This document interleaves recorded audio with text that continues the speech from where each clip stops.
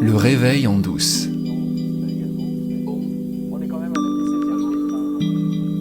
On est là pour pourquoi déjà? Rappelle-moi. Alors, Ah oui, oui, c'est pour faire la promotion de la retraite qu'on organise.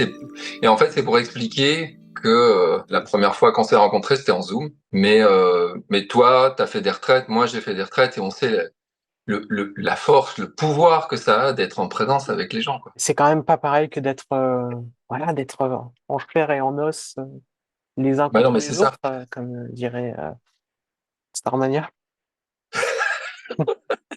On est enfermé dans une petite boîte alors que y a Ouais. pas de partage, il y a pas de. On sent pas la vibration de l'autre, en fait. Donc c'est pour ça que je trouve ça formidable de pouvoir faire une retraite en présence, parce que même là, tu vois, je sens qu'entre nous, bah il passe un truc, mais ça pourrait être plus fort. Ouais. Et Tu veux que j'augmente le volume peut-être? non, non, mais je D'accord. peux essayer un truc. Je vais essayer un truc. Attends, bouge pas. Ok. J'essaye un truc. Qu'est-ce que tu penses de ça? Ah, c'est pas mal C'est pas ça. mal. Ah, tu te fais Ça comment? change tout. C'est Ah bah dingue. T'as les pouvoirs, comment ça s'appelle déjà? les CD Les CD. Bah, j'ai des CD. qui se développent Et là, je me suis dit, il faut que je sois avec toi. Bah, Et c'est donc, formidable. du coup, nous voilà tous les deux. Et on est en présence. Vous pouvez pas savoir ce que ça change Ouais. par rapport à ce qui vient de se passer. C'est tellement plus. Et puis là, comme ça fait quand même beaucoup de fois qu'on le refait, du coup, Ouais, ça doit être la cinquième ou ouais, sixième. c'est ça. Donc finalement, ouais, Finalement, ça a un petit peu diminué par rapport à la première fois. il y C'était avait une vraiment présence de fort. malade, hein. Ouais. Mais voilà, et donc les gens, ils seront pour la première fois en présence avec nous. Puis c'est que 2 jours, Puis finalement. c'est que 2 jours, mais c'est beaucoup de jours. Ouais. Ça permet vraiment de. Voilà. Ben, on va en parler d'ailleurs. OK? Ok, On s'en parle tous les deux. pas de souci. Alors d'abord, je voudrais que tu répondes très sincèrement à cette question, Ludovic. Oui. Quand je t'ai demandé si tu étais prêt à faire une retraite avec moi, pourquoi as-tu dit oui? C'est une très bonne question. J'ai même pas réfléchi en fait. Je me suis dit évidemment.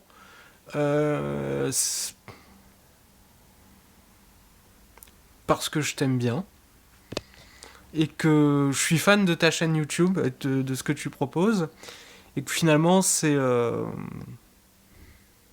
ça colle parfaitement avec ce que moi je peux proposer. On n'utilise pas les mêmes mots, on n'utilise pas les mêmes méthodes, mais il y a pas de. Je trouve que c'est complémentaire et et puis j'ai envie d'en apprendre plus, moi, sur ce que toi, tu proposes. Et c'est un cadre qui est pas mal pour ça. Moi, il y a un truc qui m'a confirmé à quel point mon instinct, en fait, était juste, c'est quand je suis allé t'écouter. Raconte ce que tu fais un jeudi sur 2 ou un jeudi sur 3. Alors, c'est les premiers et troisièmes jeudis du mois.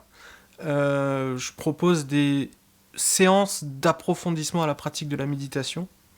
Bon, c'est un nom un peu pompeux pour dire que, en fait, on échange sur les techniques qu'on peut mettre en place pour améliorer sa pratique.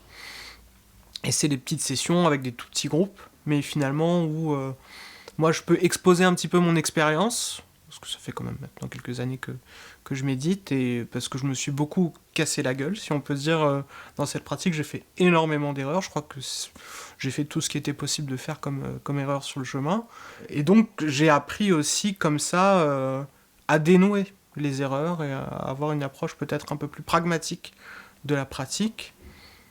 Le cadre dans lequel c'est fait actuellement, c'est dans un cadre bouddhiste, puisque c'est un temple bouddhiste. Mais la façon dont je le fais est totalement laïque. D'ailleurs, il n'y a pas de prière au début, il n'y a pas de prise de refuge, rien de tout ça. Et pour aller un peu plus dans le concret, ce qui est proposé, c'est de voir comment est-ce qu'on peut pratiquer avec son expérience actuelle, avec les données de notre expérience, avec son ressenti, avec ses pensées, avec ses sensations, et comment utiliser ça pour ensuite avoir une pratique qui aille vers le non-effort et une pratique de la non-pratique. Mais la non-pratique, ça reste une pratique. Ça reste quand même, et j'essaye d'être assez clair là-dessus, ça reste quand même une action en vue d'un résultat. Et le résultat, c'est quoi? C'est de réaliser sa véritable nature, qui est toujours là, mais qu'on ne voit pas nécessairement parce qu'on a plein de croyances, plein de conditionnements. Donc, Et toi, tu crois très fort à la pratique? en fait, je pense que le fait de dire qu'il ne faut pas pratiquer est une erreur. Je crois pas très fort en la pratique, mais je pense qu'on n'a pas beaucoup d'outils qui nous permettent d'avoir un discernement suffisant sur ce qui se passe ici et maintenant, autre que la pratique. C'est-à-dire que la pratique spirituelle, celle qui est proposée par les traditions, va nous aider à défaire nos croyances, va aider à se poser la question de j'ai l'impression d'avoir atteint l'éveil et puis finalement j'observe et finalement pas du tout en fait. Je me suis raconté encore une histoire. Et c'est comment savoir que les histoires qu'on se raconte sont des histoires. Et sans la pratique, très vite, on peut avoir une expérience, plein de personnes peuvent avoir des expériences très profondes, et puis mettre ça sur comme un trophée finalement, et regarder ça et se dire ça y est, je suis la conscience infinie qui ne souffre pas et qui accueille tout. Et puis on se raconte ça. Et c'est une histoire qu'on se raconte. Et puis on va plus aller trop regarder ce qui est. On va juste se raconter ça et puis se dire ça sert à rien de pratiquer, il n'y a rien à faire. Oui, mais finalement dans la vie de tous les jours, si je vais être un peu... mais si on est toujours le même connard qui fait chier tout le monde, à la limite la spiritualité ça sert à rien dans ce cas-là. Donc la pratique c'est quand même bien pour avoir un regard non pas critique, mais un regard lucide sur ce qui est. Et donc, du coup, tu dirais qu'il y a un Ludovic avant et après la méditation? De toute façon, j'aurais pas médité, je serais pas la même personne, puisqu'on n'est jamais la même personne. Et donc là, effectivement, on pourrait se demander, donc, est-ce que la pratique a servi ou pas? Moi, je pense que oui. Mais je suis pas en dehors de ma propre expérience. Donc, moi, tout ce que je peux voir, c'est ce qui est ici et maintenant, ce qui s'est passé. Je peux regarder... c'est difficile de savoir qui j'aurais été si j'avais pas médité, parce que c'est nécessairement pas arrivé, puisque je suis ce que je suis ici et maintenant. Donc je réponds pas du tout à ta question en fait. Je sais pas. Je suis pas sûr, je sais pas. Ah, tu réponds parfaitement à ma question. Parce que je suis d'accord avec toi là-dessus, sur le fait qu'au bout du compte, on ne sait pas. Mais c'est pas pareil, en tout cas pour moi, qui ai découvert tout ça il y a très peu de temps. J'ai vraiment l'impression que je suis pas du tout la même personne.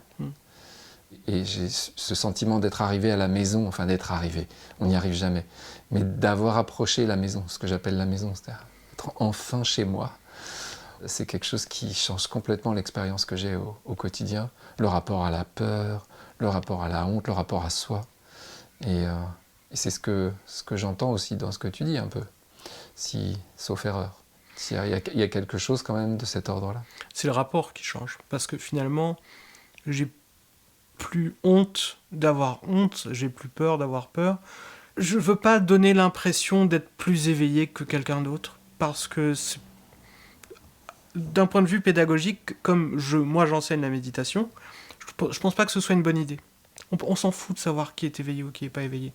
Ce qui est important, c'est est-ce qu'il y a quelque chose que je peux proposer aux personnes qui leur permettent, elles, de vérifier ce qui se passe dans leur propre expérience. Après, on m'a posé la question à plusieurs reprises de savoir, oui, mais toi, t'en es où sur le chemin? Vous avez qu'à demander à mon épouse. Elle dirait que je suis pas bien loin, mais c'est pas très important. Parce que finalement, j'ai quand même l'impression d'avoir la clé, parce que tu parlais de maison. Je pense avoir une clé, en tout cas, qui permet de rentrer à la maison. Et puis le reste, c'est que des histoires. Et puis je connais quelqu'un qui a fait une très bonne vidéo sur les histoires. Il y a des histoires qui sont plus sympathiques à se raconter. Et puis il y en a d'autres qu'il vaut mieux éviter de se raconter. On organise cette retraite, mais est-ce que tu as une idée de ce qu'on va proposer aux gens pendant ces 2 jours? Un peu. J'ai un peu une idée, et puis j'imagine que toi aussi. J'imagine qu'il va y avoir des temps de pratique. Et pour avoir des temps de pratique de méditation, il faut des instructions. Tout simplement pour dire au mental, allez, repose-toi un petit peu et puis observe un peu ce qui se passe. Et puis peut-être aussi quelques explications sur ce qui est possible de réaliser sur le chemin. Et quels sont les obstacles qu'on peut rencontrer.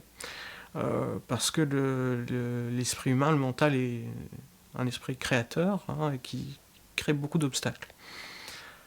Chez les Tibétains, on considère que les obstacles, c'est un cadeau, c'est une bénédiction, parce que ça permet de pratiquer. Et donc voilà, il y aura des instructions, des moments de méditation en silence, des moments de méditation guidée, des moments de questions-réponses.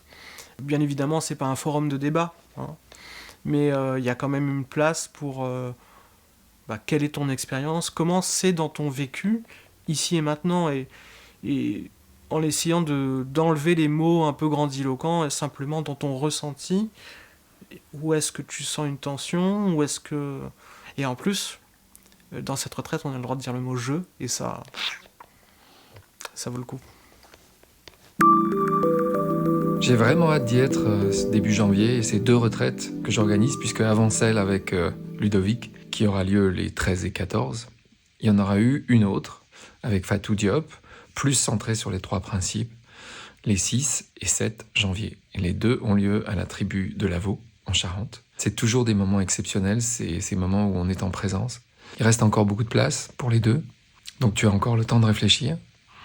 Mais dépêche-toi quand même, parce que on sait un peu par expérience que ça se remplit très vite sur la fin. Donc si tu es intéressé, tu vas dans la description de cet épisode.